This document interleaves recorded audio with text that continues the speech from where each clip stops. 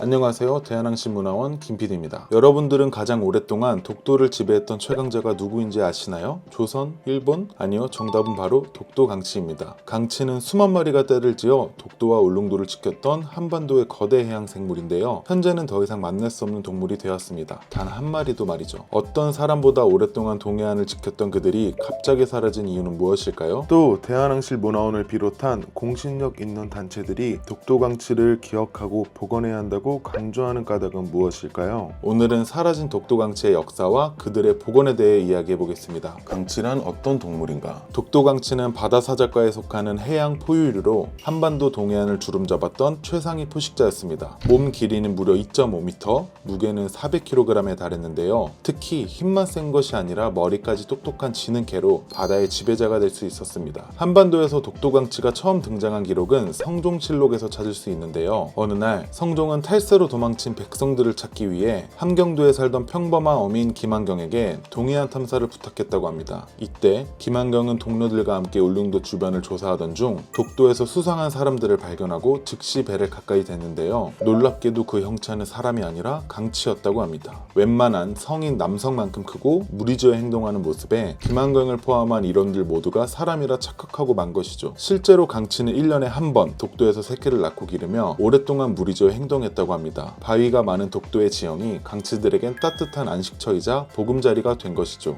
그런 강치를 조선 사람들도 무척 사랑했다고 합니다. 조선 후기 문건에 따르면 강치는 신기할 정도로 사람을 잘 따랐다고 하는데요. 어부들이 강치를 쓰다듬기도 하고 배 위로 올라온 강치와 함께 놀기도 했습니다. 어느 날 이 위대한 독도의 주인들이 흔적도 없이 사라지고 마는데요. 바로 일본의 무분별한 포획 때문이었습니다. 강치는 왜 멸종되었을까? 사실 조선에서도 강치를 포획했던 기록은 있습니다. 독도 강치에 대한 소식을 들은 고종 황제가 가죽과 기름의 가치가 높다는 것을 알고 일부 사냥을 허가한 것인데요. 단 이때는 강치의 개체수와 생태계를 보호하기 위해 철저하게 통제된 그리고 전통적인 방식으로만 진행했다고 합니다. 그런데 19세기 말이 되자 일본 어민들도 독도 강치를 만나게 됩니다.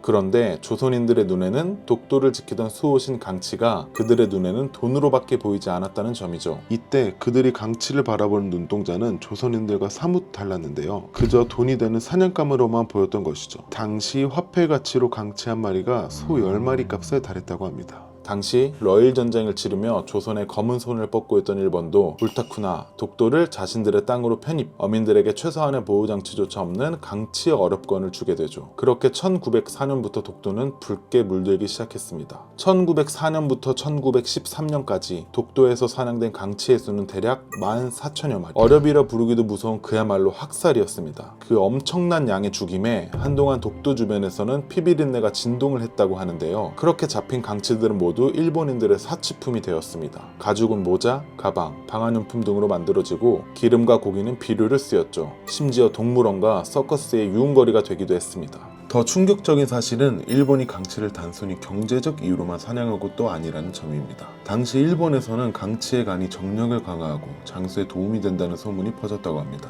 이 때문에 강치의 간은 일본 황실까지 진상되었다고 하는데요. 결국 강치를 사냥해 간만 빼는 뒤 나머지 부위는 버려버리는 경우도 있었다고 합니다. 이런 학살에도 일본인들의 욕심은 멈출 줄을 몰랐습니다. 2차 세계대전으로 강치잡이가 중단되기 전까지 일본인들은 끊임없이 독도의 강치들을 사냥했습니다. 결국 독도 강치는 1900년대 초만 해도 수만 마리가 관측되었지만 1951년에는 50마리까지 줄어들었고 그마저도 1970년대 완전히 멸종되고 말았습니다. 오랫동안 독도를 지배했던 한반도의 동물이 일본의 박물관에서만 박제되어 볼 수 있는 역사가 되어버렸습니다. 그 과정에서 슬픈 기록도 찾을 수 있었는데요. 바로 리앙크루 대왕 이야기입니다. 강치 학살에 막빠지던 1931년 일본 어부들이 리앙크루 대왕이라 부르던 거대한 독도 강치가 있었습니다. 더욱 안타까운 점은 사실 독도 강치는 인간을 무척 좋아했다는 점입니다. 조선의 기록에 따르면 강치는 배를 타고 다가가도 도망가지 않아 맨손으로 잡을 수 있었다고 합니다. 그러나 일제강점기 말이 되자 뱃사람만 보아도 소리를 지르면 전부 도망갈 정도로 인간을 두려워하게 되었죠. 그러나 유독 리앙크루 대왕만큼은 처절하게 저항했는데요. 어부들이 발사한 총알에도 겁먹지 않고 그물을 찢거나 배를 공격하며 공포의 대상이 되었다고 합니다. 허나 1931년 7월 끝내 사냥되고만 리앙크루 대왕은 현재 세계에서 단 하나밖에 남아있지 않는 다자란 강치박제로 일본 시네마현 삼배 자연박물관에서 고향 독도로 돌아갈 날만 기다리고 있다고 합니다. 이를 두고 일본 사람들은 죄책감을 느끼기는커녕 불침번을 두고 교대로 자는 것을 뜻하는 강치 차례라는 말을 만들었다고 합니다. 그들에게 강치는 하나의 생명체가 아닌 착취의 대상이나 사냥감에 불과했던 것이죠. 그렇다면 이 강치 다시 복원할 수 있는 방법은 없는 걸까요? 현재 바다 사제과 동물 중 독도 강치와 가장 가까운 종으로 알려진 것은 바로 캘리포니아 강치입니다. 그들은 북아메리카 서안에서 살고 있으며 몸집과 생태적 특징이 독도 강치와 매우 유사합니다. 또 최근 연구에 따르면 캘리포니아 강치와 독도 강치는 같은 조상을 가지고 있으며 유전적으로 90% 이상 일치하는 것으로 밝혀졌습니다. 이는 독도 강치의 모습이 지금 캘리포니아 강치와 유사하다는 의미며 어쩌면 캘리포니아 강치가 독도의 생태계에서도 살아남을 수 있다는 뜻일지도 모릅니다. 또한 울릉도에서 강치의 뼈가 발굴되어 강치 유전자의 일부를 발견한 사례도 있습니다. 이 뼈에서 추출한 유전자는 바다사자 유전자와 최대 99.3.9% 일치했다고 하는데요. 이는 독도 강치의 복원에 희망을 본 사건으로 큰 화제가 되었습니다. 물론 아직 이에 대한 연구는 부족한 것이 사실입니다. 하지만 대한항실문화원을 비롯한 다양한 기관과 공신력 있는 단체들이 생태계를 복원하기 위한 연구와 캠페인을 추진하고 있습니다. 어쩌면 가장 오랫동안 독도를 지배했던 최강자가 다시 우리 곁으로 돌아올지도 모르는 거죠. 다만 누군가는 강치를 복원하는 일이 불필요한 일이라 생각할지도 모릅니다. 그러나 우리가 강치를 기억해야 하는 이유는 단순히 멸종한 한반도의 생명을 추억하는 것이 아닙니다. 이는 우리의 아픈 역사와 독도의 주인에 대해 되새기는 일이기도 합니다.